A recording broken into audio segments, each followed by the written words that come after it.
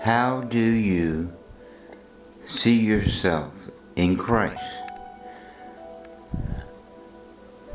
Understand, it says, submit yourself therefore unto God, you resist the devil. So you're not seeing yourself according to how the devil sees you, has made you to the fall of Adam.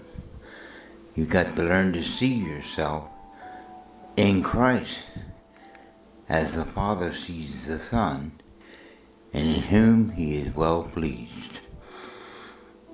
That's how you got to learn to see yourself, not according to the flesh. Do I know Christ after the flesh? Do I know men after the flesh? I don't know him anymore after the flesh. Now it makes sense. How do you see him?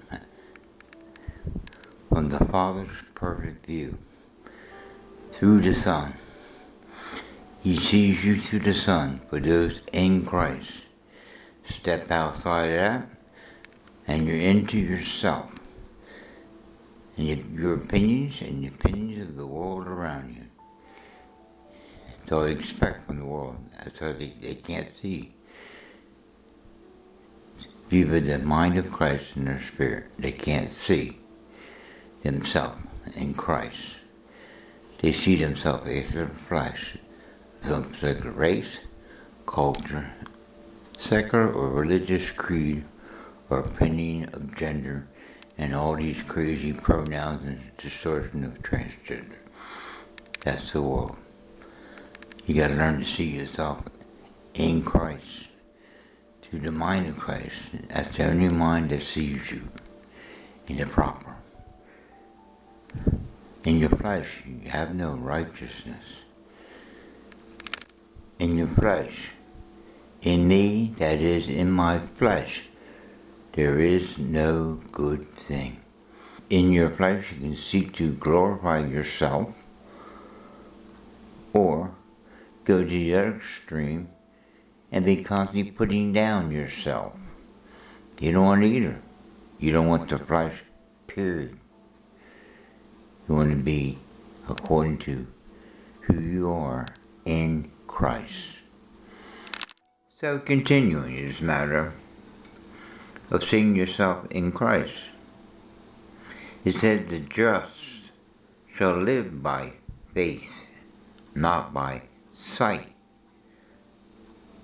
So you look in the mirror, what do you see? A body, self. Now in your youth you might like what you see, but when you get older, you're not going to like what you see. But why are you looking at the flesh to begin with? Either in your youth or as an adult or old person. You got to see yourself according to this thing we call faith.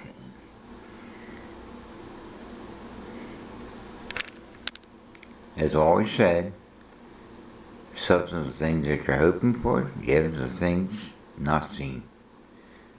Speaking of those things that are not as though they were. You ever look in the mirror when you're feeling depressed and you see the depression all over your face? And your view of yourself, you can't even look in the mirror at yourself. You just like, I don't like what I say. I mean, it has to do with me. I felt that way sometimes when I was young. I always felt down on myself. Thought I was an ugly person. Yet I wasn't. My God. People say, what the hell is she? Without comparing myself to others. Beauty is to the eye of the beholder.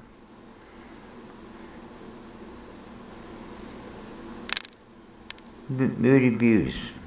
Yeah, the Moody Blues. And their song, Nights in White Satin. Simple phrase in that song. Beauty I've always missed with these eyes before.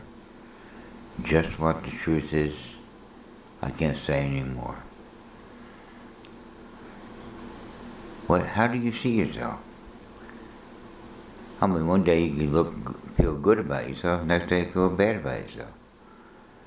And as you feel and think, so he is. As a man thinks, so he is. Think old, be old, look old, feel old. Get past how you feel and think according to the flesh and your fallen, carnal, soulish mind. And start thinking out of the mind of Christ. In you, this hope of glory. And let that glory come through. Put on that inner man, and he'll put the glory on these people, on you. And people won't see you in your aging body. They see you through the glory that shines through that body. Some people, God, they're 20 years old and they look like they're 80. And some people are 80 years old and they look like they're 50 or 40.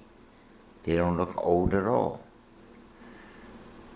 How you feel and think. Think as the flesh, you reap the flesh. Think as the spirit, you reap life, glory. The mercies of God come upon you. They're everlasting. There's no beginning of these mercies, no end of mercy. They were, ever shall be.